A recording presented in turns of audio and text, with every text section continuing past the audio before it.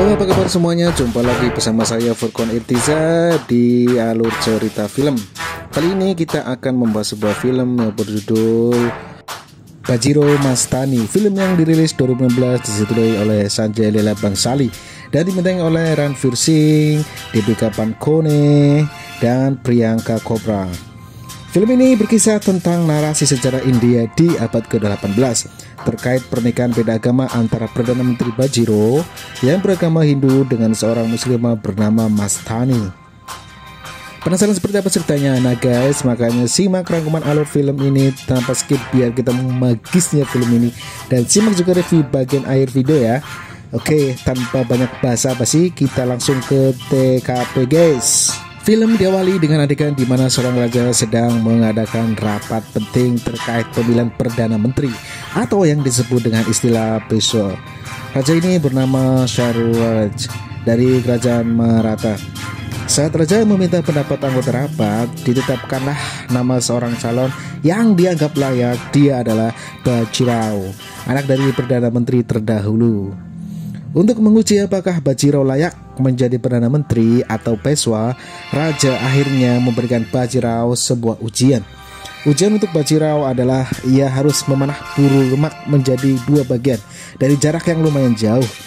Saat Bajirao melepaskan anak panah, orang-orang kecewa karena panah Bajirao hanya mengodek gundukan tanah. Sejurus kemudian ketika diperiksa, panah itu ternyata memotong tangkai bulu merak bagian bawah menjadi dua bagian. Bajirao menjelaskan filosofi kenapa ia melakukan itu. Menurut dia, dengan menyerang bagian akar sebuah pohon, maka pohon tersebut akan lebih mudah ditumbangkan. Dan hal itu dikaitkan dengan rencana bagaimana bangsa Rajput akan menaklukkan dinasti Mughal nantinya. Diketahui jika Mughal adalah dinasti bercorak Islam, sedangkan Rajput bercorak Hindu. Melihat skill dewa dan kecerdasan Bajirao, sang raja akhirnya mengangkat Bajirao menjadi Perdana Menteri atau Peshwa. Selama 10 tahun menjadi Peshwa, Bajirao telah merebut separuh India dan ia tak terkalahkan dalam 40 pertempuran.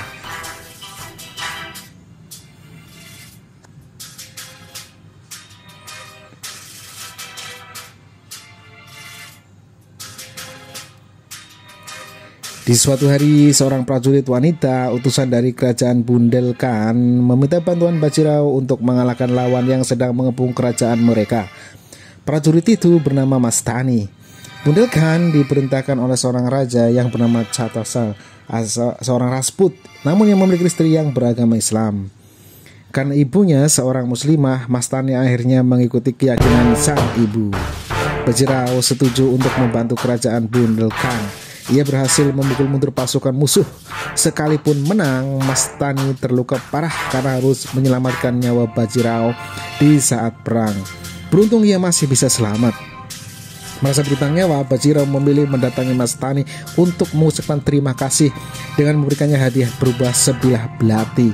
Dalam tradisi Bundelkhand, jika seorang pria memberikan senjata kepada seorang wanita dan sang wanita menerimanya, itu artinya sang pria melamar sang wanita dan mereka dianggap menikah secara adat.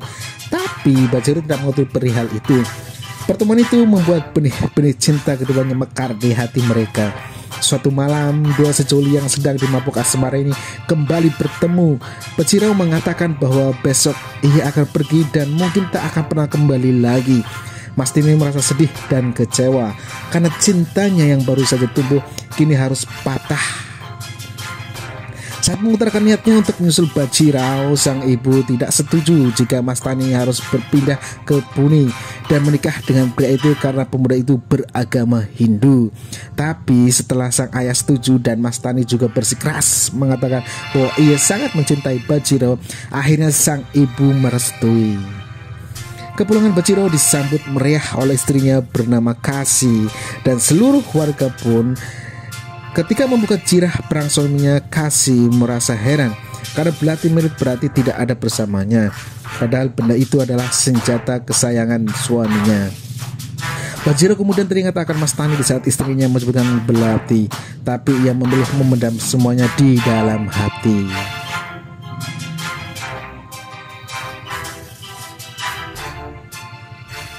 Raja Catrasana dari kerajaan Bundelkhand memberikan banyak hadiah kepada kerajaan Maratha sebagai bentuk ucapan terima kasih, dan hadiah terbesarnya adalah memberikan putri Raja Bundelkhand yang bernama Mastani untuk dijadikan istri Bajirao.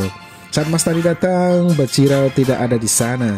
Ibu Bajirao yang bernama Radha meminta Mastani agar ditempatkan di rumah yang tidak pantas, dan ia diperlakukan bukan seperti seorang putri raja.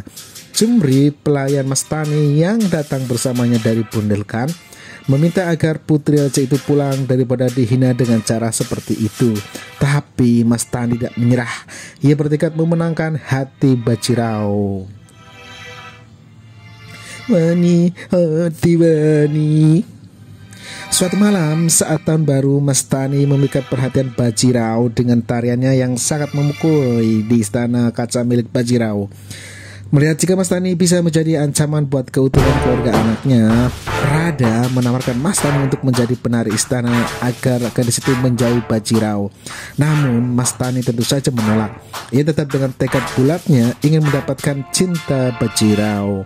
Mastani kemudian diminta untuk menari di hadapan raja, namun gadis itu menolak karena ia bukan penari kerajaan. Bajirao juga menambahkan bahwa Mastani adalah seorang putri raja, hadiah dari Bundelkhand. Saat diminta apa kemauan sang gadis, Mastani yang dengan yakin mengatakan bahwa ia menginginkan Bajirao sebagai suaminya karena ia mencintai pria itu. Dengan Mastani dikabulkan sang raja, namun ia harus tinggal terpisah dari keluarga Bajirao agar hubungan keduanya tidak diketahui oleh istri Bajirao yang bernama Kashi. Mastani rupanya ditempatkan di sebuah pulau yang hanya ditemani Jumri, pelayannya yang dibawa dari Bundelkhand, dan beberapa pengawal untuk menjaga keamanannya. Malam itu hujan badai, namun Bajirao tetap memaksa untuk menyeberang ke pulau itu agar bisa menemui Mastani. Mastani menjelaskan kepada Bajirao tentang hadiah belati yang ia berikan kepadanya. Ia menyebutkan secara tradisi Bundelkhand, Mastani dan Bajirao seharusnya menikah. Saat Bajirao mengatakan bahwa ia sudah punya istri, Mastani tetap bersikeras bahwa ia siap menerima pria itu apa adanya. Bajirao akhirnya setuju untuk menjadikan Mastani sebagai istrinya. Di belahan India Selatan terdapat kerajaan di bawah kekuasaan Nizam. Suatu hari Bajirao mendatangi Nizam dengan menggertaknya. Ia berkata bahwa istana Nizam sudah dikepung oleh 40.000 pasukan, sedangkan pasukan Nizam sendiri hanya ada 20.000 orang. Padahal itu hanya gertakan Bajirao. Kenyataannya ialah ia tidak membawa pasukan sebanyak itu. Mendengarkan hal itu, Nizam akhirnya mau mengakui kekuasaan kerajaan Maratha. Saat Idul Fitri, Bajirao mendatangi istrinya dan mengucapkan selamat lebaran. Kabar baik juga datang, mereka ternyata akan segera punya anak. Sejurus kemudian, seorang prajurit menyampaikan pesan bahwa malam ini Mastani harus menari di kediaman Bajirao untuk merayakan pesta kemenangan atas Nizam. Dan ternyata itulah ide dari ibu Bajirao. Ia sengaja mengatur semua itu agar Mastani dipermalukan. Ibu Bajirao yang bernama Radha mengadakan pesta di rumahnya dengan mengundang makan para Brahmana sebagai bentuk ucapan syukur atas kemenangan anaknya terhadap Nizam. Ketika para Brahmana tiba di rumahnya, mereka ternanti-nanti kedatangan Bajirao. Tetapi sang Peswa tidak datang-datang. Seorang prajurit kemudian menyampaikan pesan bahwa Bajirao tidak akan datang karena ia sedang merayakan lebaran bersama Mastani. Ia juga mengatakan bahwa Bajirao melarang istrinya untuk menari di acara tersebut. Hal ini membuat para Brahmana kecewa karena Bajirao dianggap lebih mengutamakan keyakinan istrinya dan tidak menghargai kedatangan mereka. Untuk itu para Brahmana meninggalkan kediaman Bajirao dengan kekecewaan besar. Ketika pulang dari kediaman Mastani, Bajirao dimarahi Radha. Namun pria itu menanggapinya dengan tenang. Ia mengatakan mereka bisa saja mengundang kembali Brahmana keesokan harinya, sekaligus syukuran atas kehamilan Mastani. Sang ibu terkejut dan ia seperti tidak terima karena baginya Mastani hanyalah seorang selir dan perlu dilakukan secara spesial. Sang ibu juga mengatakan bahwa Bajirao dilarang keras untuk memberitahu Kashi tentang berita kehamilan itu. Bajirao kemudian bertemu dengan istri pertamanya yang bernama Kashi. Ia berniat memberitahu bahwa ia punya istri kedua dan istri keduanya ini sedang hamil. Namun sebelum sempat Bajiro mengatakan tentang Mastani, Hashi justru mendahului dengan mengatakan bahwa ia sudah hamil, yang membuat Bajirao akhirnya membatalkan niatnya itu. Bajirao mengirim surat kepada Mastani yang isinya adalah ia belum bisa bertemu dengan wanita itu sampai saat ia memberitahukan kebenaran tentang hubungan mereka kepada Kashi. Tetapi surat yang dikirim Bajirao tak pernah diterima oleh Mastani karena surat itu dibakar oleh adik Bajirao yang bernama Jimaji. Mastani mendapat kabar bahwa Bajirao sedang sakit dan itu membuatnya khawatir. Untuk itulah malam-malam buta ia memilih mengunjungi kediaman suaminya. Guys, masih ingatkah istana kaca di mana Mastani tadi menari dan menyanyi saat tahun baru? Nah, di tempat itulah Mastani bertemu dengan Bajirao. Saat mereka bertemukan, kekasih terbangun dan menyaksikan semua itu.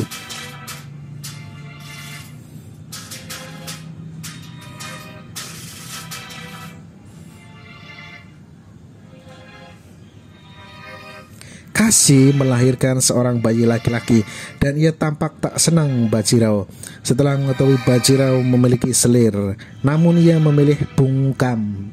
Mastani juga melahirkan seorang putra, mereka menamainya Krishna, sementara Kashi menamai anaknya dengan nama Raghunat. Mastani mendatangi kediaman Kashi untuk memberi berkat kepada anak Kashi, namun kedatangan dicemooh oleh adik Bajirao yang bernama Jimaji. Mereka kemudian berdebat tentang makna sebuah warna dan hubungannya dengan sebuah agama.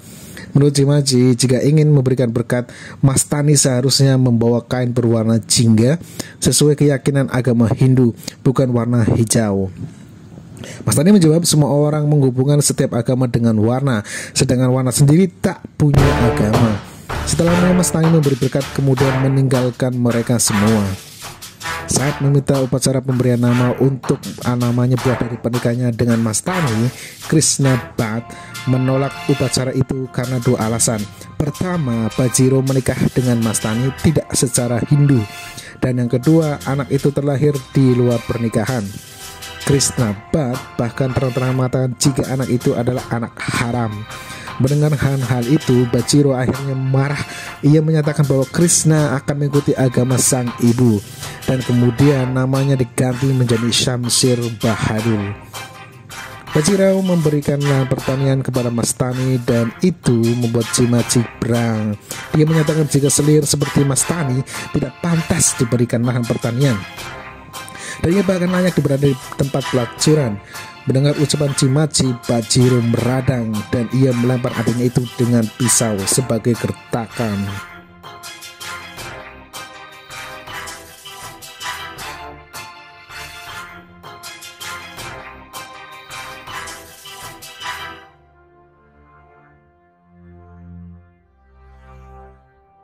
Brahmana yang bernama Krishna Bhatt menawari Bajiro agar melakukan ritual penebusan dosa. Bajiro menolak. Ia melakukan itu jika Mastani diakui oleh keluarganya sebagai istrinya yang sah saat ia membawa Mastani ke rumah keluarga besarnya nanti. Tetapi sang ibu menolak. Ketika Bajiro membawa Mastani ke rumahnya, tak ada satupun anggota keluarga di sana yang menyambut kecuali Kashi. Kashi mengatakan ia melakukan itu hanya sebatas ritual, tidak lebih, karena hatinya tetap tidak bisa menerima Mastani sebagai anggota keluarga itu.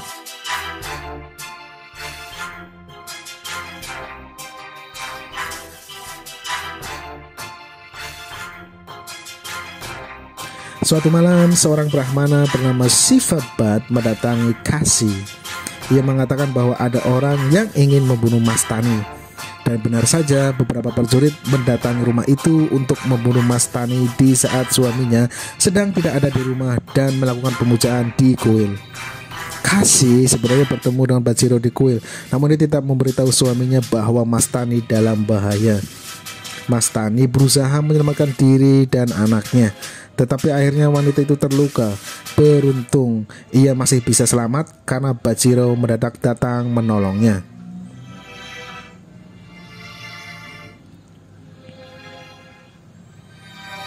Keesokan paginya, Brahmana yang bernama Sivabat ditemukan tewas. Bajirao mencurigai Brahmana yang bernama Krishnabat sebagai pelakunya, tapi pria itu membantah. Akibat penyerangan terhadap Mastani, Bajirao dan Radha bertengkar hebat. Sang ibu menyesalkan pilihan Bajirao untuk menikahi Mastani karena sejatinya kaum Rajput harus memerangi bangsa Mughal, bukan menikahinya. Pertengkaran itu membuat Bajirao akhirnya memilih mengundurkan diri dari jabatan Peshwa.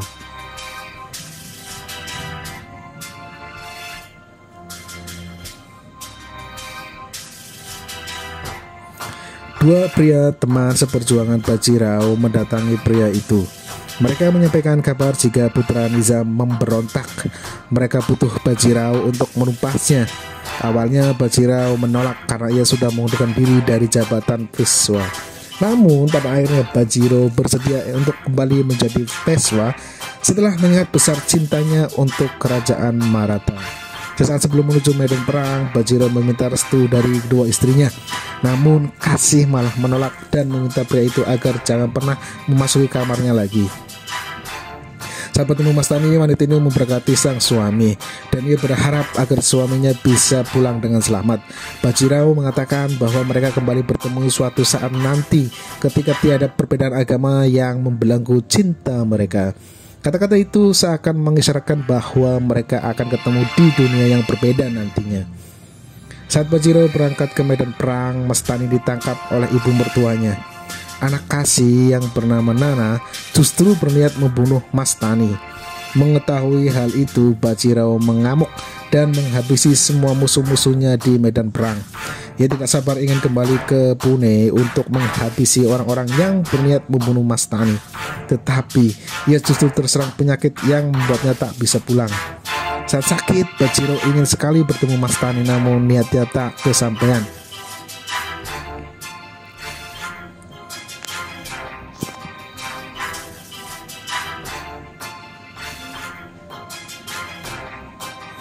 Tidak tahan dengan keadaan suaminya, Kasih meminta bantuan ibu Bajirao agar melepas Mastani. Tetapi sang mertua tetap bersikeras ingin membunuh wanita itu.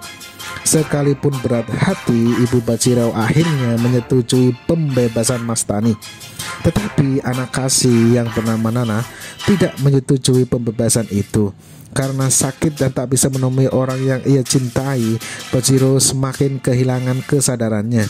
Ia sudah seperti orang gila. Ilusinya seakan-akan sedang bertarung melawan takdir yang ingin menghabisi ia dan Mastani. Sementara Mastani sendiri tak pernah dibebaskan dari rantai yang membelenggunya. Ketika dirantai, Mastani merasakan firasat bahwa suaminya sedang dalam sakaratul maut. Dan ini membuatnya teringat akan kata-kata Bajirao sebelum ia berangkat ke medan perang. Sesaat ketika Bajirao menghembuskan nafas terakhirnya, di saat bersamaan Mastani pun melakukan hal yang sama. Dan film pun berakhir.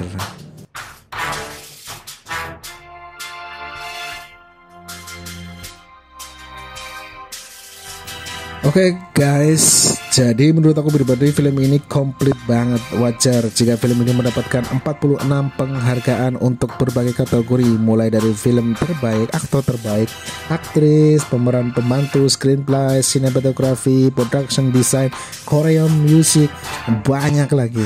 Semuanya lini di film ini disajikan dengan sentuhan kesempurnaan.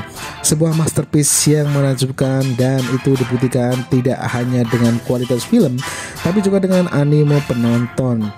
Wikipedia menyebutkan jika film ini meraup keuntungan kotor sebesar 50 juta US dollar dan menjadi salah satu film India dengan pendapatan terbanyak. Selain itu, jika bicara tentang sutradara sekelas Sanjay Leela Bhansali, doi memang selalu totalitas dalam karyanya. Desain production filmnya Leela Bhansali ini selalu di atas rata-rata dan menakjubkan tentunya.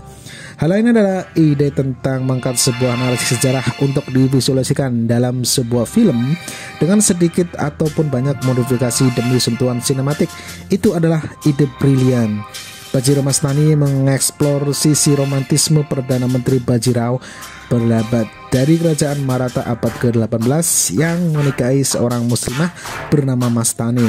Tentu saja film ini tidak secara akurat melukiskan kisah hidup sang Veswa karena banyak adegan yang memang dimodifikasi untuk keputusan sinematik belaka. Film ini juga berani mengangkat hal yang selalu menjadi perdebatan di masyarakat, yaitu perihal cinta atau pernikahan beda agama. Konfrontasi tentang perdebatan itu disajikan secara gamblang, cerdas, dan rasional di film ini. Bravo dan 2 jempol deh buat Bajiro Mastani. Untuk kekurangannya sendiri, efek CGI dan minima masih belum mumpuni. Selain itu, adegan action saat perang di film ini tidak terlalu digali secara mendalam. Bajiro Mastani lebih mengedepankan kisah cinta segitiga antara Bajirao, Kashi, dan Mastani ketimbang pertempuran besar seperti di film-film kolosal pada umumnya. Oke, secara berseloroh memberikan nilai 8,8 dari 10 untuk film Bajiro Mastani. Nah, bagaimana dengan Anda? Oke, itu saja dari saya. Sekian, mohon maaf apabila kurang mengenakan atau ada kata salah-salah kata. Next time kita ketemu lagi di Alur Cerita Film selanjutnya atau berikutnya. Oke, see you.